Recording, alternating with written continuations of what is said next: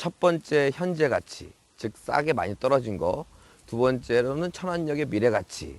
마지막으로는 유치권을 없거나 아니면 비용을 미미하게 들여서라도 해결할 수 있다면 이러한 물건들을 굉장히 A급 물건이라고 할 수 있을 것 같습니다.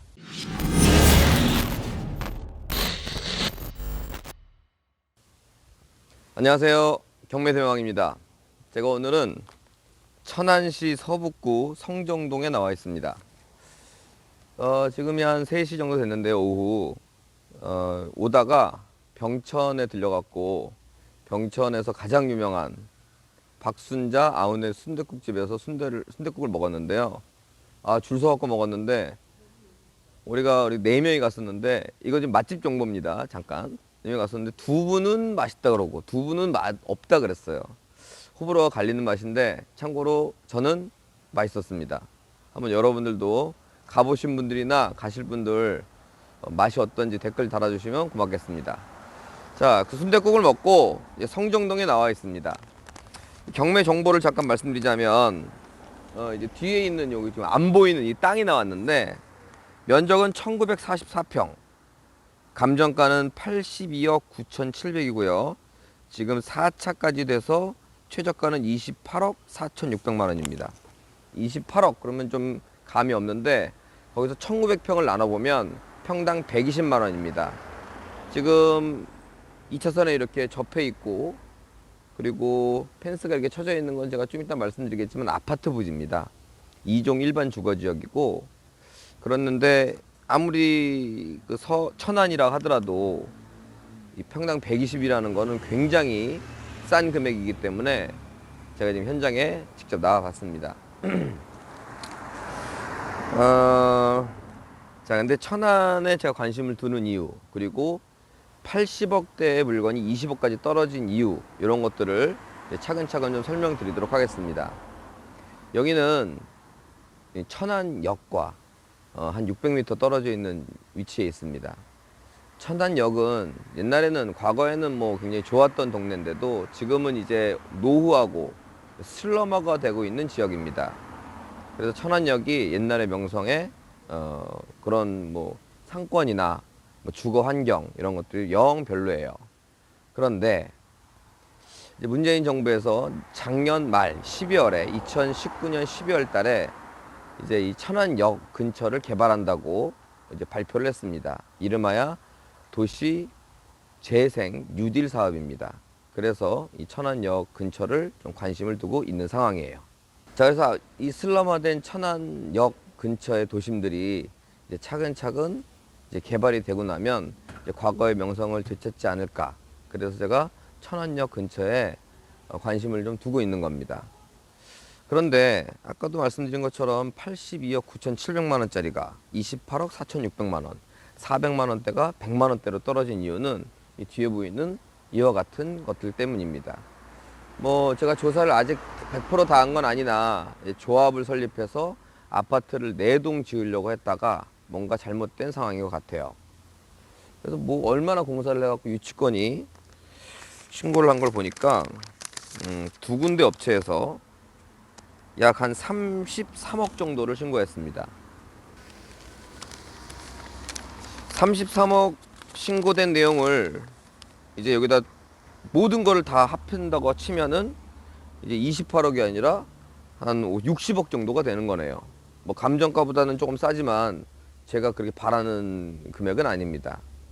그래서 이 유치권이 뭐 굉장히 저렴하게 해결이 된다거나 아니면 없는 걸로 간다면 너무너무 싼 거고, 유치권을 준다 그러면 그냥 그런 부동산입니다. 그래서 여기에 이제 요점은 현재 여기서 시세, 그리고 앞으로의 그 도시재생 뉴딜 사업을 시작으로 천안 역세권들이 어떻게 변할 것이냐, 이런 것들을 주 포인트로 여러분들도 생각하시면 좋을 것 같아요. 자, 그런 의미에서 저 뒤쪽을 한번 볼까요? 저 뒤쪽에 지금 고층 아파트가 세워지고 있습니다.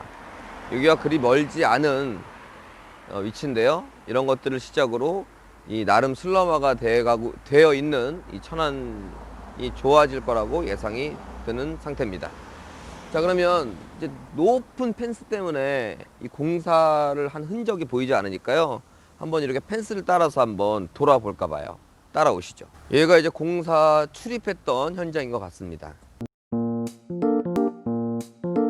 자, 이 현수막은 아까 저 현수막하고는 다른 업체에서 걸어놓은 현수막이에요. 두 개가 각각 신고를 해놓은 그런 상황입니다. 그래서 한 3억 정도 총액이. 또 가보시죠.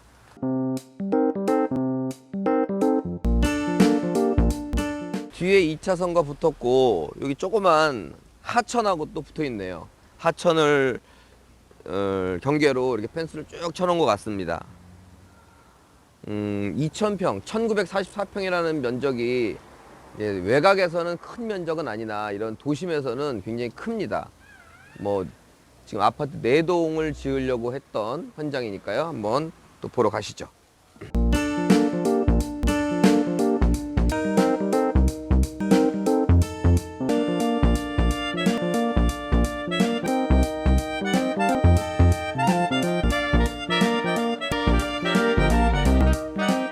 이렇게 군데군데 유치권 행사 중이라는 현수막이 계속 걸려져 있습니다. 아, 이게 펜스가 높고 그래서 도저히 볼 수가 없네요.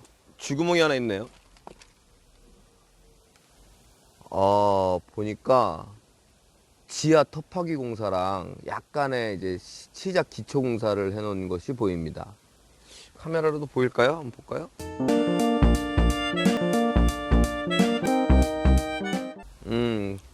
그리고 여기 보니까 이 조합명이 남부아파트 주택 재건축 정비사업 조합, 조합장, 뭐 직인이 이렇게 돼 있는데요. 시공사 선정에 대한 임시총회를 2019년 12월 5일 날 한다는 공고입니다. 시공사 선정이 됐으니까 이 토목공사를 했을 텐데요.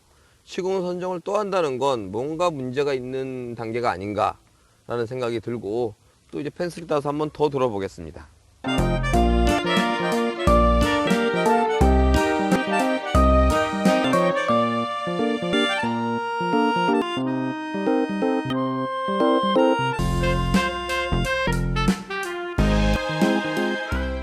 이제 뒷 도심으로 와봤는데요.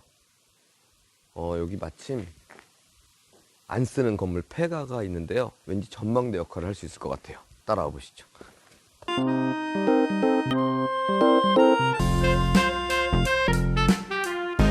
자, 이것 좀 한번 쫙 찍어주세요.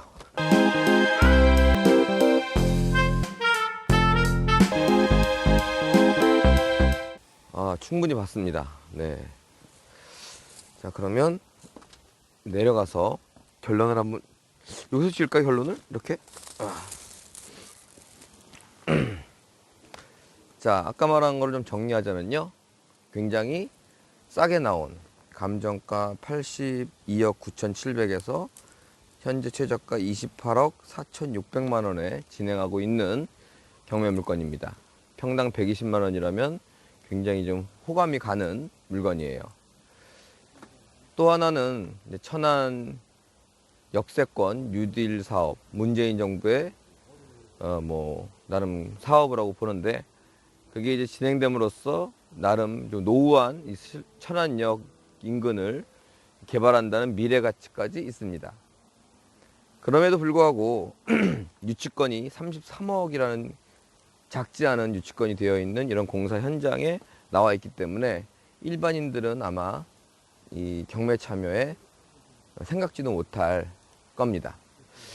그러면 유치권에 대해서 우리가 연구해볼, 생각해볼, 탐구해볼 과제를 좀 던져드리고 마치도록 하겠습니다. 첫 번째는요, 이게 지금 33억이 든 게 맞나?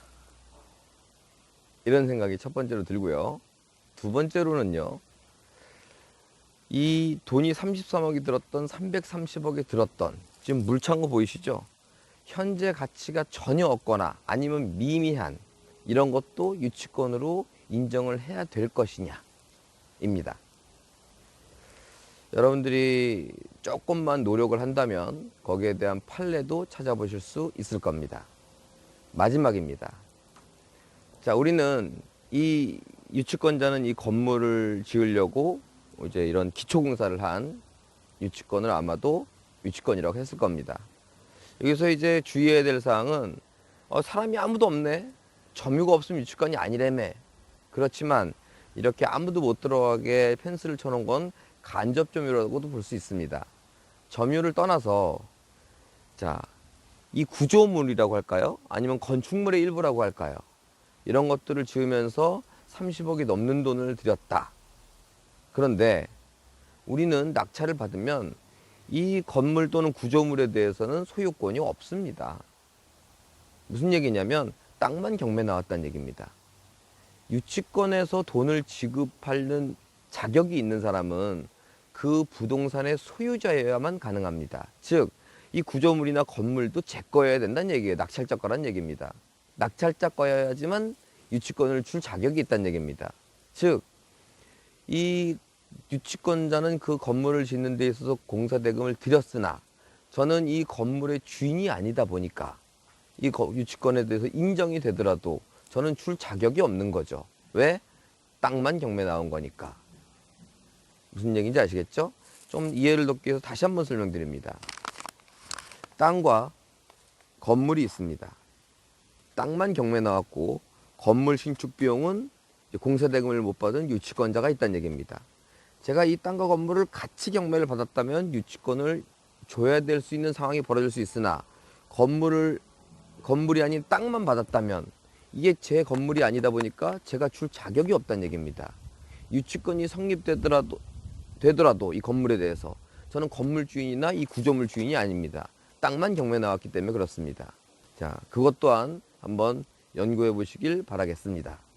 그래서 이런 땅만 나온 것들은 건물을 짓는데 유치권들이 진짜라 하더라도 낙찰자한테 대항할 수가 없는 경우가 대다수예요.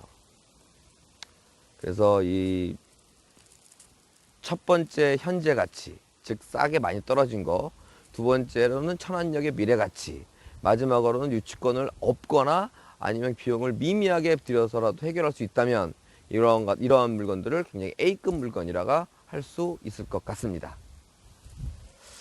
자, 이제 내려와 볼까요? 충분히 보셨을 테니까.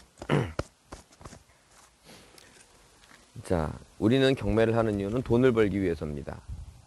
돈을 벌 수 있는 방법은 어떤 사업이나 마찬가지로 남들이 다 할 수 있는 것들은 돈을 벌 수가 없겠죠. 우리만이 할 수 있는 뭔가의 스킬이나 노하우, 경험을 쌓으셔야 됩니다. 제가 이 유튜브 방송을 하는 이유는 여러분들 초보자들한테도 제 경험을 여러분 경험화 시켜셔갖고 간접 경험을 갖고 남들이 하지 못하는 물건을 하시라는 말씀을 드리는 겁니다. 제가 이 조사가 다 안 끝난 상태에서다 보니까 확답을 못 드리고 연구 과제로 드린 건데요. 그 연구 과제를 잘 연구하다 보면 여러분들도 이런 물건에 대해서 여러분만 할 수 있는 그런 경매 물건을 반드시 고려낼 수 있을 겁니다. 자, 2020년 여러분들 부자 되시길 바라고요. 오늘은 여기서 마치도록 하겠습니다. 천안에서 경매 대망이었습니다. 감사합니다.